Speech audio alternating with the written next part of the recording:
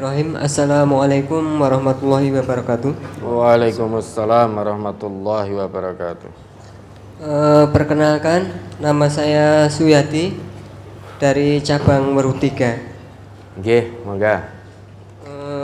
Bapak Ustadz juga bapak-bapak semua yang hadir di sini, terima kasih untuk waktu yang diberikan pada saya. Langsung saja langsung saja untuk pertanyaan saya nih. Untuk Pak Ustadz, suatu desa atau perkampungan itu biasanya tidak luput yang namanya dengan kumpulan ibu-ibu RT atau ibu-ibu RW nih. Dalam kumpulan tersebut itu mungkin banyak mempunyai uang kas nih. Mempunyai banyak uang kas ya. Kemudian uang kas tersebut itu dibelanjakan ya. Dibelanjakan mungkin untuk beli barang-barang ya, atau istilahnya itu membeli barang-barang atau bolo pecah ya. Yang tujuannya itu untuk disewakan ya. Lah kemudian ya, barang tersebut itu disewakan. Lah ternyata yang menyewa itu kok ternyata digunakan untuk hal-hal yang tidak baik. Contohnya? Contohnya seperti tahlilan atau yasinan atau 7 hari. Yang seperti itu bagaimana Pak Ustadz? Mengingat semua ibu-ibu itu belum ngaji semua. Nah tentu yang demikian itu ada yang mengizinkan dan ada yang tidak. Yang seperti itu bagaimana Pak Ustadz? Itu pertanyaan yang pertama. Kemudian tuh pertanyaan yang kedua, yang terkait dengan guru sekolah. Di dalam sekolah itu biasanya ada suatu istilah hari guru. Lah yang istilah hari guru itu apa bisa dinamakan yang namanya ulang tahun Pak Ustadz? Karena mengingat di situ bertepatan hari guru itu, di situ banyak siswa yang memberikan suatu kado. Nah, yang seperti itu apa termasuk ulang tahun apa tidak Pak Ustadz? Kemudian yang ketiga ya, ini bukan suatu pertanyaan, untuk Pak Ustadz juga bapak-bapak semuanya yang hadir di sini, mohon doanya ya. Mohon doanya untuk keponakan saya yang saat ini sedang dirawat di rumah sakit Tegal Yoso ya. Mohon doanya untuk kesembuhannya. Ini laki apa perempuan keponakannya? Perempuan Ustadz. Ya. Nggih, perempuan. Mudah-mudahan atas izin Allah dan atas doa Pak Ustadz juga panjenengan semua, insya Allah Allah akan mengabulkan doa dan akan memberikan kesembuhan. Ngoten Pak Ustadz nggih, pertanyaan dari saya, kurang dan lebihnya saya mohon maaf. Wassalamualaikum warahmatullahi wabarakatuh. Waalaikumsalam warahmatullahi wabarakatuh. Jenengan niku pripun? Ada seorang dari Jawa, beliau bertutur kata yang sangat sopan dengan kromo inggil. Lah jenengan kok menanggapinya seperti itu bagaimana? Anak-anak sekarang itu belum tentu mudeng loh. Sekarang itu apa tau bahasa anak-anak sekarang? Oke, gitu. Apalagi? Yes. Atau bro, coy, ya. Atau kamu nanya, kan itu.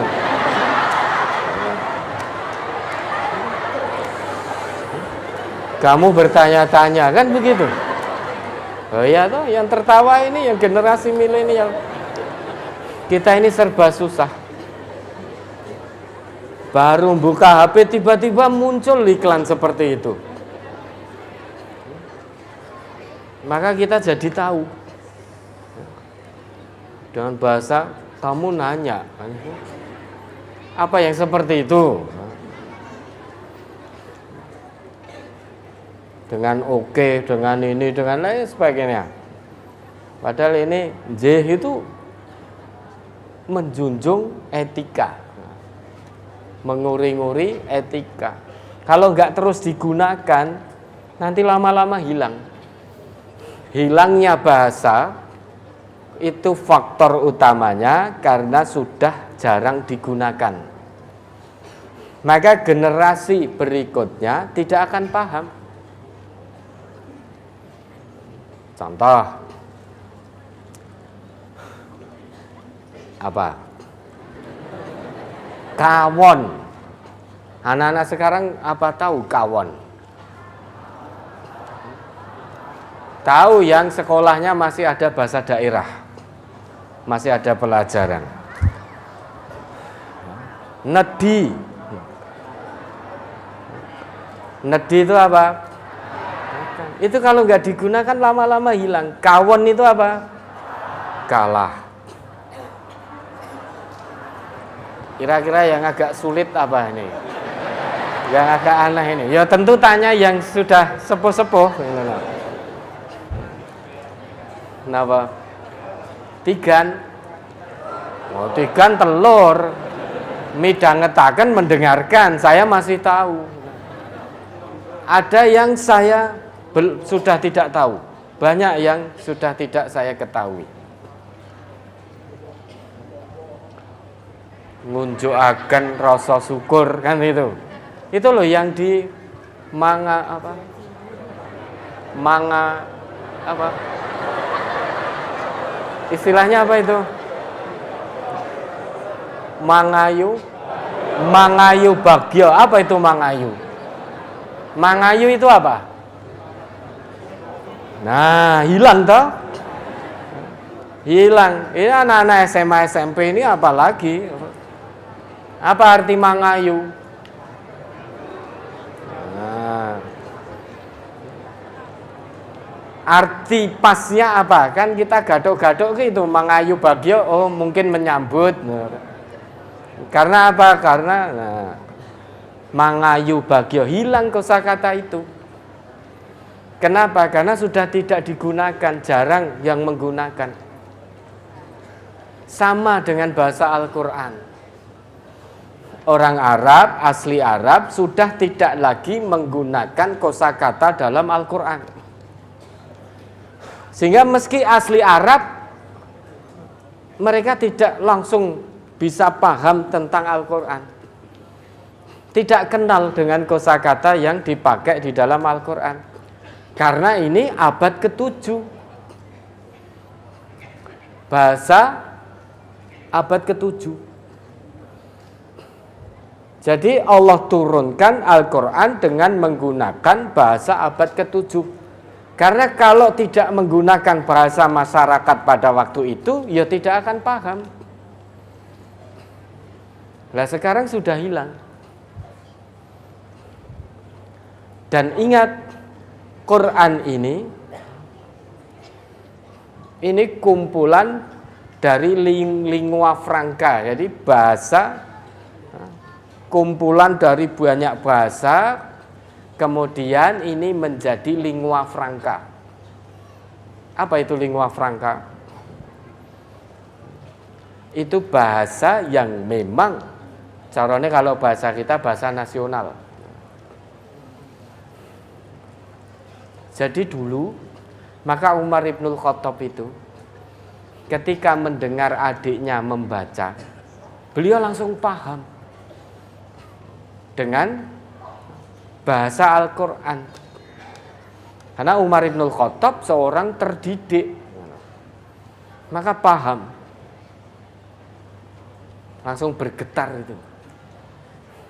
Coba kita, di depan kita dibacakan nganti khatam 30 juz. Sulit bergetar kita kalau enggak dimaknai. Misalkan wailul lil mutaffifin alladzina idaqtalu 'alan nasi yastawfun. Kita menjual, membelikan, menyembunyikan cacat, mengurangi takaran, padahal kita baca ayat itu. Nah, ini bahasa itu akan hilang kalau jarang digunakan. Lama-lama nggih itu juga akan hilang kalau tidak lagi digunakan.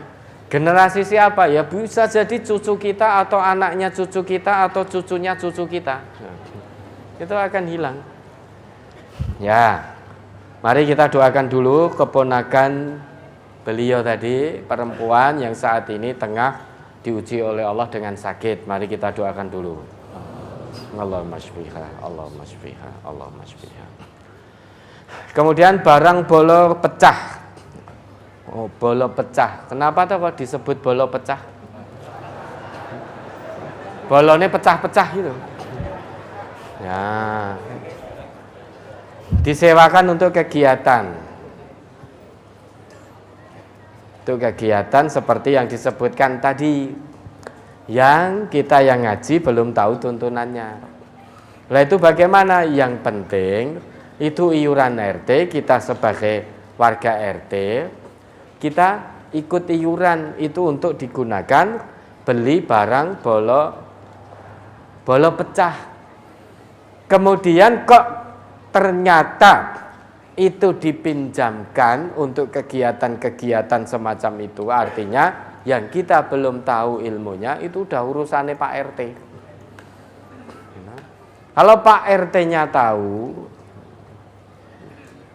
tentang agama ini, tentunya dia mengingatkan, dia akan mengingatkan. Loh, tetapi ternyata barang itu terbeli tidak semuanya dari orang yang sudah ngaji, ada yang bukan Islam juga. Nah itu bagaimana? Ya sudah, yang penting iuran RT-nya kita ikut. Karena iuran RT itu tidak ada larangannya, iuran RT nanti untuk kebutuhan RT. Kemudian setelah terkumpul uangnya, terlepas nanti kemudian digunakan untuk kegiatan-kegiatan yang kita belum tahu ilmunya, kita sudah tidak terkena tanggung jawab itu. Yang jelas kita ikut iuran. Karena iuran RT itu tidak hanya digunakan untuk itu. Bisa untuk bersih lingkungan, bisa untuk memberikan konsumsi orang kerja bakti, bisa untuk membeli lampu di pos ronda, dan lain sebagainya, dan lain sebagainya.